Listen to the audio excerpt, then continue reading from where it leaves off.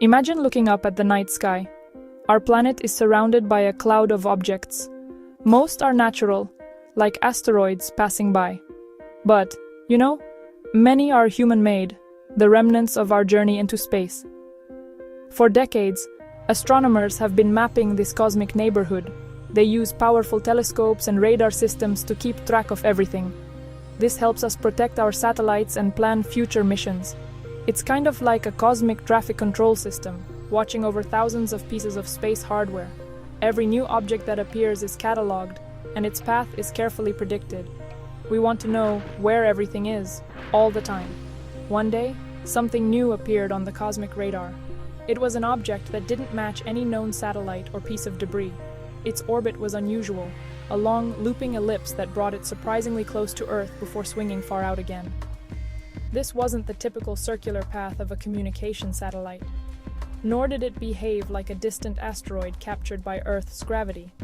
The object was a mystery, a ghost that had suddenly materialized in our orbital backyard. Scientists around the world turned their instruments toward it, eager to understand what it was and where it came from. The puzzle had just begun. Tracking these celestial travelers is a monumental task. A global network of sensors, known as the Space Surveillance Network, acts as our planet's eyes on the sky. These systems can detect objects as small as a baseball. When an unknown object is detected, it is assigned a temporary designation. Astronomers then begin the detective work, observing its brightness, size, and trajectory. They compare its path against a vast database of every known launch and every piece of catalogued debris. Was it a newly launched satellite that had not been announced, or was it something much, much older? This particular object was baffling. It was relatively large, suggesting it wasn't just a small fragment from a collision.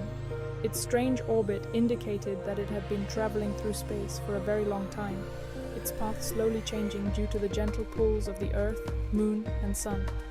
The object was silent. It sent out no signals. It was a dark, inert piece of metal tumbling through the void. It was a time capsule, waiting for someone to read the story it had to tell about a long-forgotten chapter in our exploration of the cosmos. The mystery deepened with every new observation. The first clue to solving the mystery came from the object's orbit. By winding the clock backward, using the laws of physics that govern all motion, astronomers could trace its path through time. They could see where it might have been years, or even decades, ago. This process is like cosmic archaeology. You follow the orbital breadcrumbs back to their source. The calculations pointed to a launch that happened long ago, during a very different era of space exploration. The data suggested this object wasn't a recent visitor at all. It was an old ghost, a relic from the height of the Cold War space race. Further analysis confirmed the suspicions. By studying how the object reflected sunlight, scientists could estimate its shape and size. It matched the design of a specific type of spacecraft, a powerful probe built by the Soviet Union. The evidence was building, pointing directly to a mission from the early 1970s. This was not an asteroid or a new secret satellite. It was a piece of history, an artifact that had been lost in the vastness of space for nearly half a century. The object was finally given a name, one that it had lost for decades: Kosmos 482. It had come home. The realization was stunning. Cosmos 482 was the forgotten twin of a famous mission. The Soviet Union had launched 2 identical probes toward Venus, our planetary neighbor.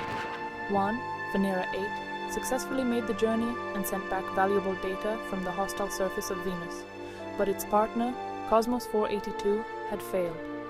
A problem with its rocket stage meant it never escaped Earth's gravitational pull. It was trapped in a highly elliptical orbit, a prisoner of the very planet it was trying to leave behind.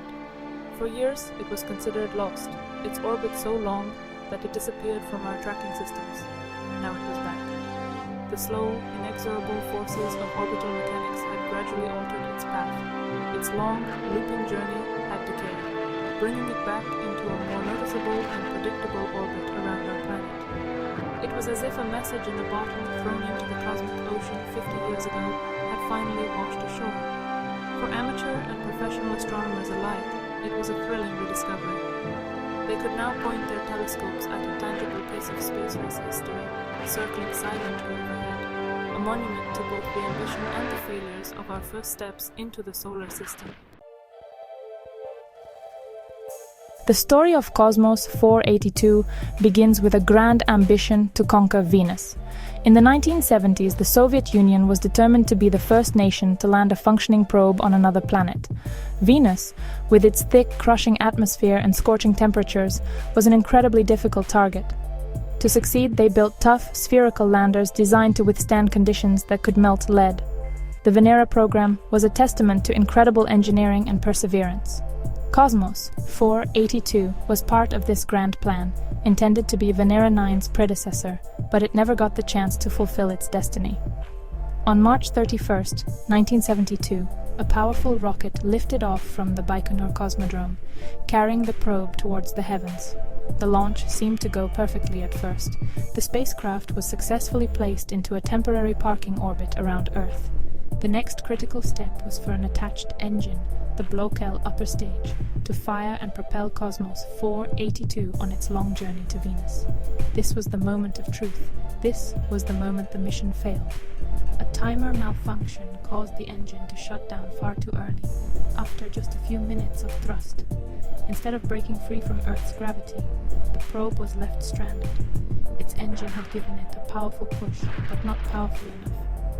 This placed it in the strange elongated orbit, where it would spend the next several decades. Part of the spacecraft broke apart, with some pieces re-entering the atmosphere over New Zealand a few days later.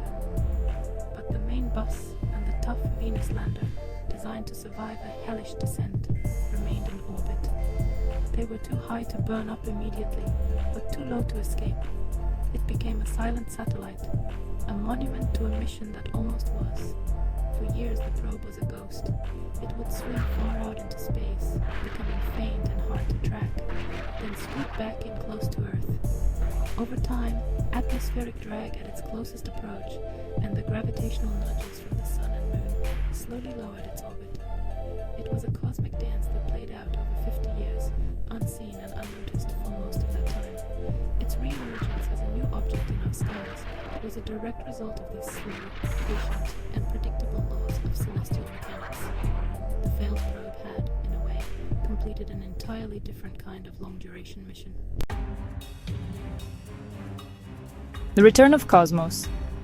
482 is more than just a historical curiosity.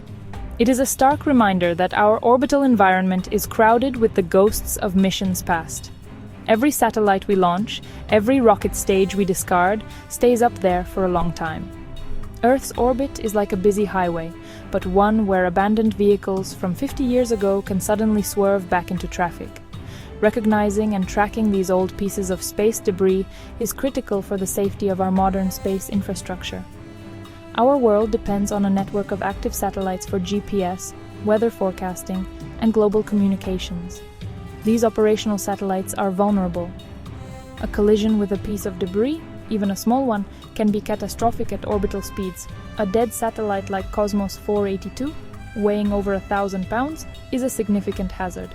If it were to collide with a modern communication satellite, it could create thousands of new pieces of debris, setting off a chain reaction that could make certain orbits unusable for generations. This is a scenario known as the Kessler syndrome.